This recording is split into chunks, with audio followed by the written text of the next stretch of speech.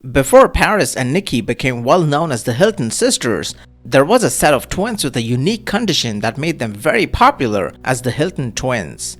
Daisy and Violet Hilton were conjoined twins who were connected at the pelvis. Their unusual physical condition would earn them a lot of fame and money that they never got the chance to enjoy, as the twins suffered exploitation throughout their lives, ended up broke, and met with an untimely and tragic end. This is the story of the Hilton twins.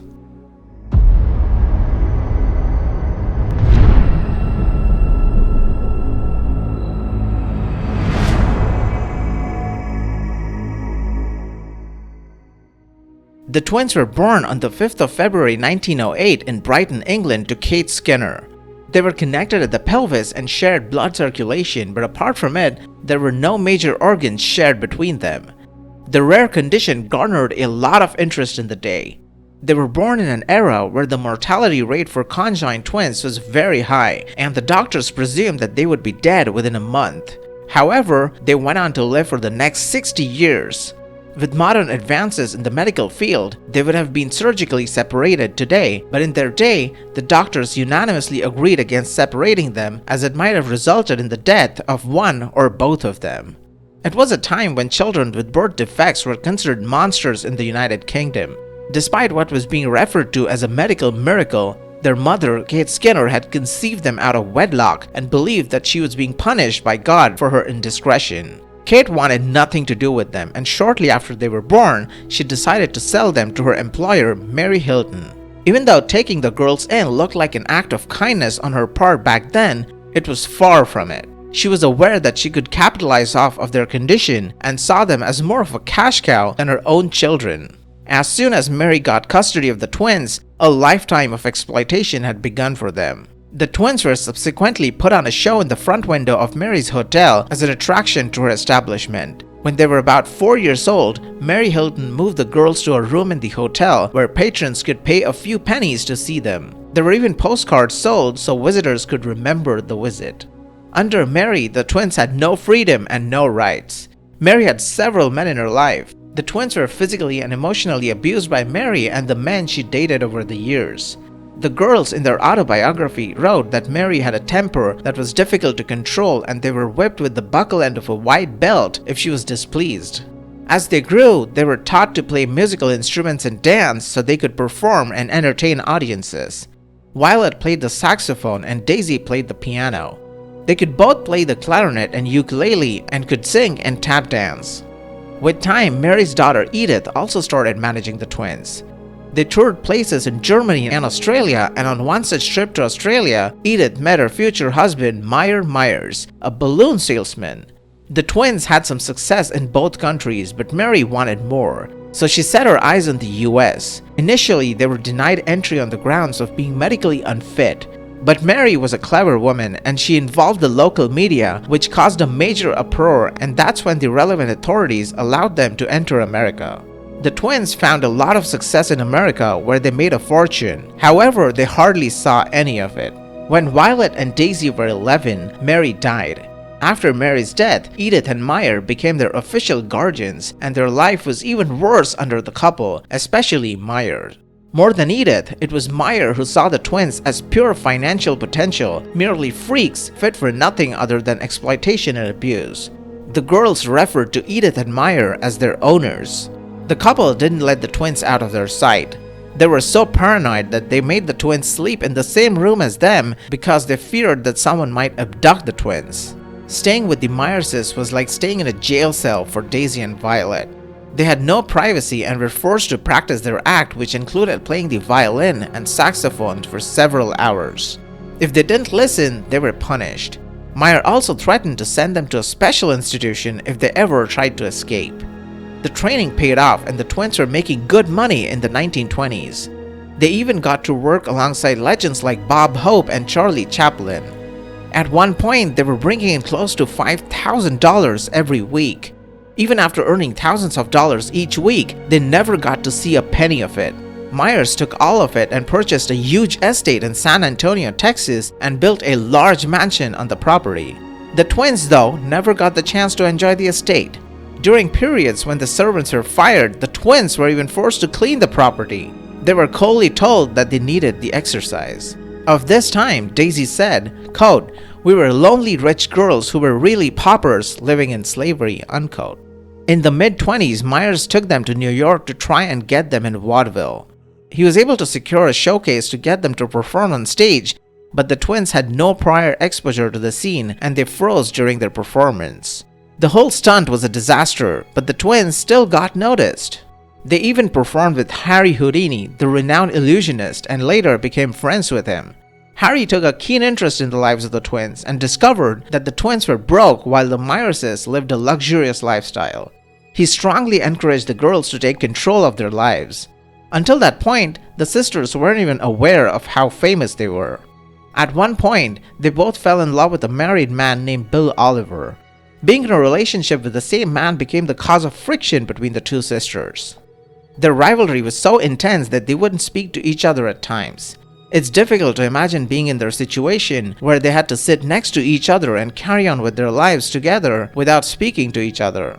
When Bill's wife found out about the relationship, she even tried to sue them for $250,000 in damages.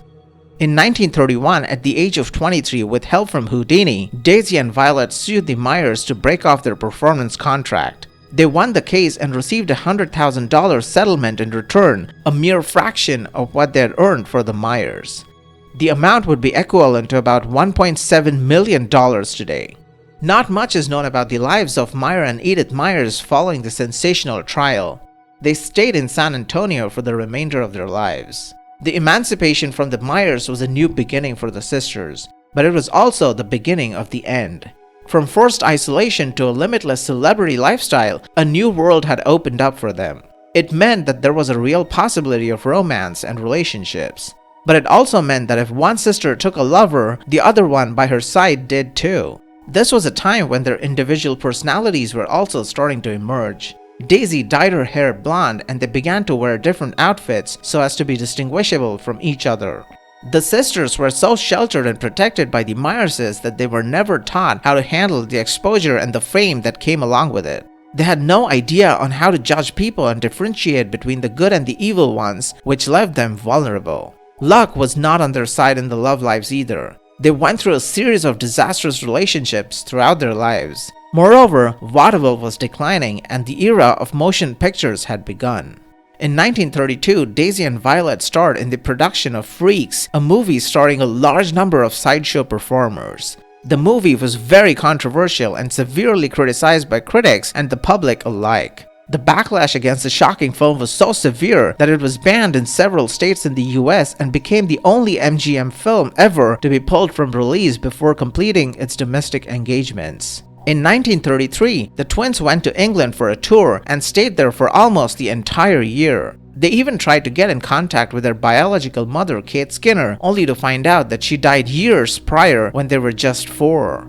Violet also dated musician Maurice Lambert. However, the couple was denied the right to get married because many thought that the union would be akin to bigamy. The denial became a cause of friction between the two and the relationship didn't last long after. Meanwhile, Daisy also developed a relationship with a man they performed with and got pregnant.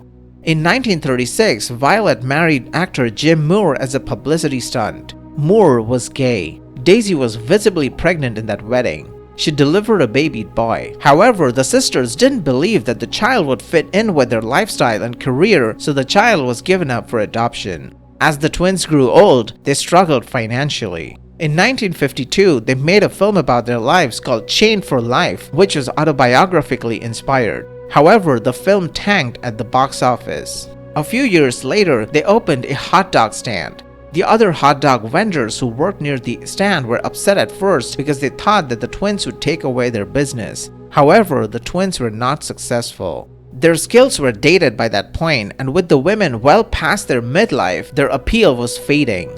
The twins made their last public appearance in 1961 at a drive-in theater in Charlotte, North Carolina. In the same year, their tour manager quit unexpectedly and ran with all of their earnings, leaving them stranded and penniless in Charlotte. However, the locals took pity on them and they were allowed to live in a house owned by a local church. They also got jobs as cashiers in a local grocery store. Their condition at that point was so dire that they were ready to work just for one salary. but the store owner paid them 2 full salaries and designed a counter especially for them so that they could work together.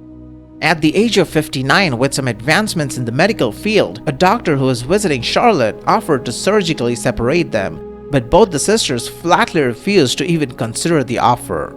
Around Christmas in 1968, Daisy and Violet came down with Hong Kong flu, a strain of influenza that killed about 100,000 people in the US. In January 1969, they didn't report to work for a few days. The authorities went to their home to check if everything was okay, and upon getting no response, had to force open the door of their cottage. The twins were eventually found dead. Daisy's decomposed body indicated that she died first. The end for Violet was, however, much more gruesome since she was presumed to have died 2 to 4 days after Daisy. She was lying in her bed sick and with her conjoined twins' decomposing corpse next to her in their final hours. Both sisters died of the flu. The doctors believed that Violet was too sick to call for help. The twins lived a long life defying all odds.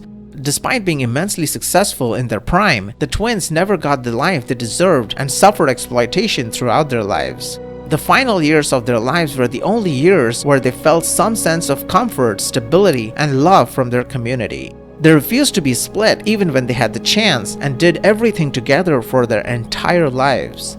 The twins were 6 years old at the time of their death and were buried in Forest Lawn West Cemetery in Charlotte. The coffin was custom made to accommodate the twins. They left no will, no diaries, and no relatives, and there is no information on the child Daisy gave away. Thank you for watching the video. If you found the video interesting, please hit the like button and consider subscribing to Convolution for more such content.